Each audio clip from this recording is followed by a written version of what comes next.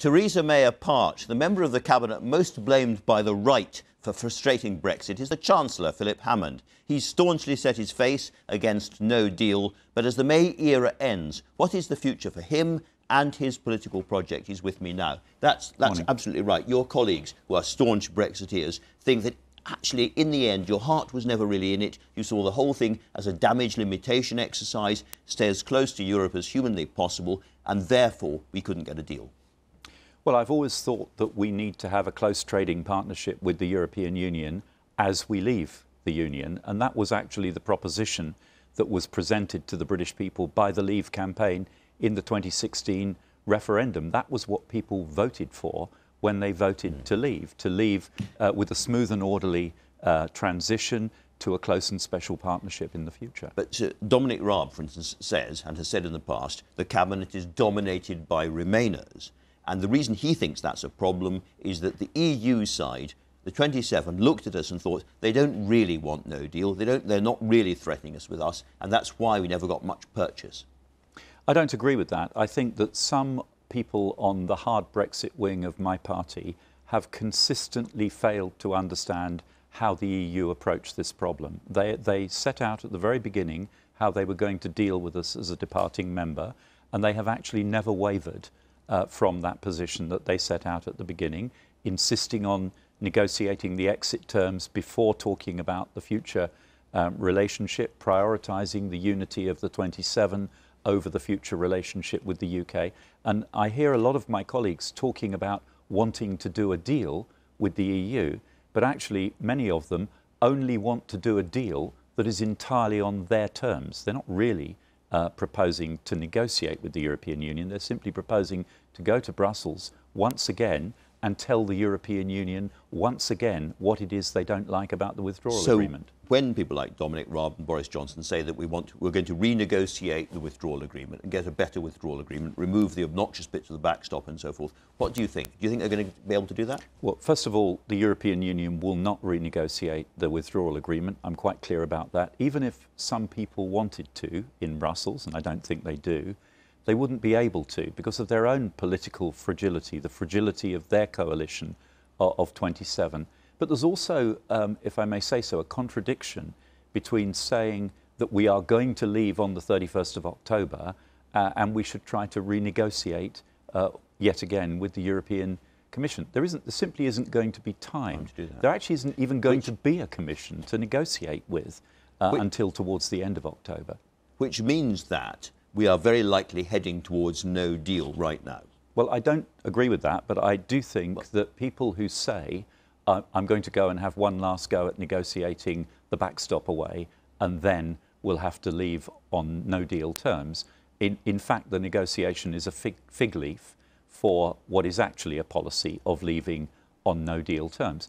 But that policy has a major flaw in it, apart from the fact that it would have serious implications for our country, and that is that Parliament has voted very clearly to oppose a no-deal exit. And this is a parliamentary... Parliament is no locus anymore. But this is a parliamentary democracy.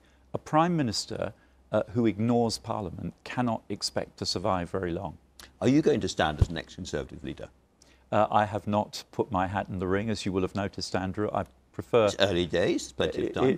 It is early days, but I wouldn't hold your breath if I were you. All right. In that case, looking at the field, we all look at the field of candidates who have announced.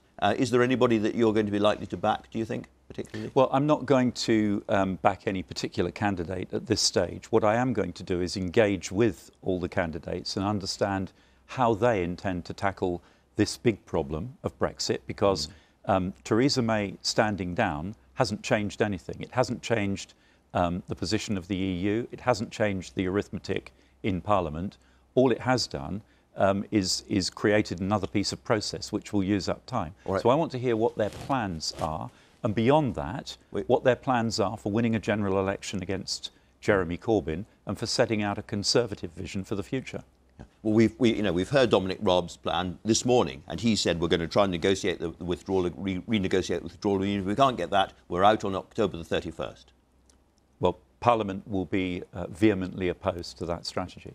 So what does he do? If he's Prime Minister and that's his plan, and Parliament are opposed, is the danger then that the Conservative government simply crashes out of office, that there's a vote of no confidence and some Conservatives vote with the opposition against the government? Well, I think I will urge all of my colleagues who are standing in this contest to embrace the concept of compromise, that the only way forward on Brexit is compromise. Compromise in Parliament, compromise in the country. And I think going to Parliament with a hardline absolutist view and daring Parliament to accept it is quite a dangerous strategy. And that is the strategy that Dominic Raab outlined just a few moments ago in that Well, chair. I haven't had a chance to talk to him yet about his plans, so I want to do that privately, one-to-one, as I will do with all the candidates. What about Boris Johnson, who said in Switzerland this week that we were going to leave the EU on the 31st of October, deal or no deal? Well, again, I would urge my colleagues not to box themselves in with commitments that they might find it very difficult to deliver on. Even if we were to leave on no deal, even if the government decided as a matter of policy to leave on a no deal basis, there are still legislative measures that need to be got through Parliament. So I think that boxing yourself in is seldom a sensible strategy. You know these people much better than the rest of us. Do you think Boris Johnson would be a good Prime Minister? I'm not going to speculate on individual candidates. As I said, I don't think this is about personalities. It's about policies in this contest. And I want to sit down and talk to the candidates about how they're going to address the big issues. Without going across the spectrum of his views and all sorts of things, do you think that Boris Johnson would take us out without a deal? Well, I hope not, because I don't think that would be the right thing for the country. But I've heard what Boris said on Friday, and I will be looking forward to an opportunity to talk to him about it. About it, yeah. All right, let's turn to another big area, which is tax cuts. Again, Dominic Raab has suggested that he wants really quite substantial tax cuts if he becomes Conservative leader. And I suspect quite a lot of the other candidates will be saying something similar. Jeremy Hunt's talked about cutting corporation tax right back to 12.5%, for instance. As Chancellor, what is the scope for big tax cuts now? Well, we have some headroom, some fiscal headroom, which at the moment we need to retain because of the possibility of a no-deal exit, which will have very significant economic and fiscal impact on the country. But as I said in the spring statement, once we've got a Brexit deal resolved, so we know we won't be in a no-deal situation, that headroom could be released either for more public spending or for tax cuts. And the luxury we have once we've done this Brexit deal for the first time in a decade is choices as a nation, because we've got the public finances back under control.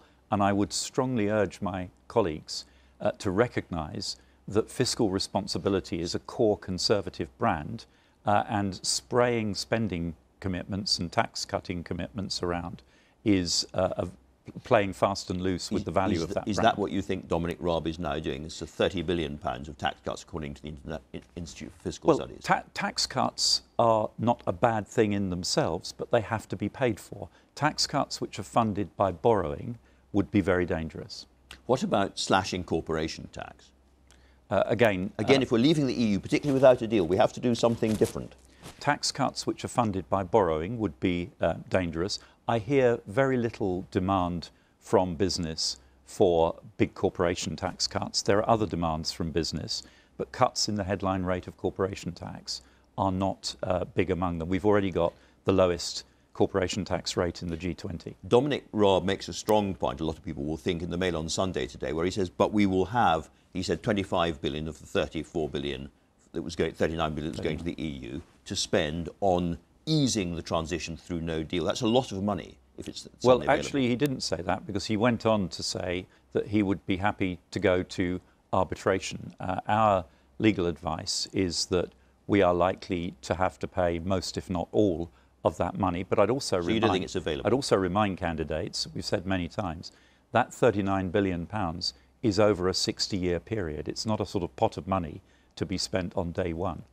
Right, can we come back to something you said just a moment ago I was interested in? You said that there's a majority in Parliament against no deal, yes, and that is clearly the case. But as the Institute for Government have pointed out already this morning, there aren't the mechanisms by which legally Parliament can stop no deal happening.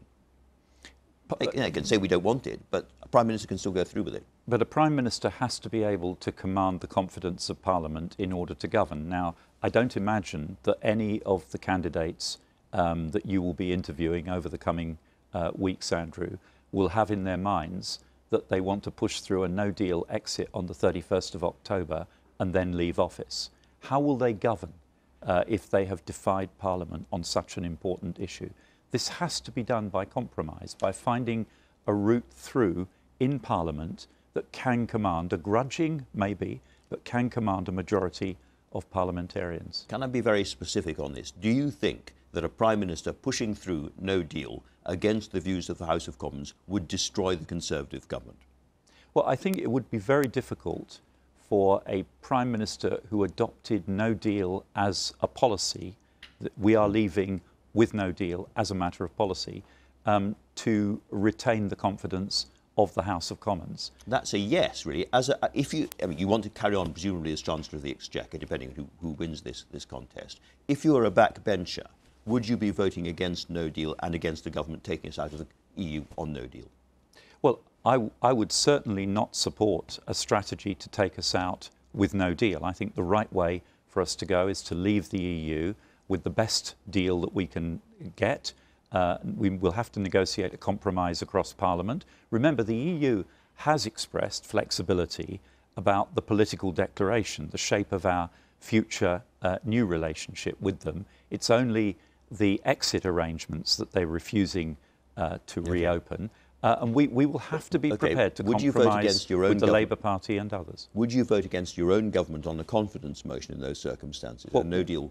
I mean, this is a hypothetical question because I don't know what the confidence motion is. What I would say is... So you might. What I would say is that in 22 years in Parliament, I have never voted against the Conservative whip, unlike many of my colleagues, and I don't want to have to start now contemplating such a course of action. So I hope, despite the pressures of a campaign, and I do understand the pressures of the campaign trail, that I hope that the serious candidates in this contest will focus on a strategy for building a compromise solution so that after we leave the EU, Parliament can heal, the party can heal, and more importantly, the country can heal. Because if we have an outcome that means half the people in this country believe they have won outright and the other half feel they have been defeated, that is a recipe for division, and divided countries are not successful countries. It's an agonising choice, and I can see that. But you've been very, very clear what you think about no deal and its effect on the whole of this country. And I ask you again, if you're a backbencher and your government is taking us towards no deal very quickly, would you be prepared to vote against that government to stop it happening? I would find it very difficult to vote for a no-deal Brexit, but I have never voted against my government or my party in the 22 years that I've been in Parliament, and I don't want to be put in that situation. So my focus will be trying to ensure that I don't find myself facing that challenge. And so a no-deal leader of the Conservative Party taking us towards no deal in October, if you were a backbencher, you would support that government in a confidence motion? Well, it's a hypothetical question. It is. I don't know what the motion would say, but clearly all members of a party taking a party whip are obliged to support that party in a confidence motion. You're not saying yes and you're not saying no. I'm saying this is a very difficult situation. It would challenge not just me, but many of our colleagues, and I hope we will never get to that position. Philip Hammond, Chancellor of the Exchequer, thanks very much indeed for talking to us. That's all from us this morning. If you feel you have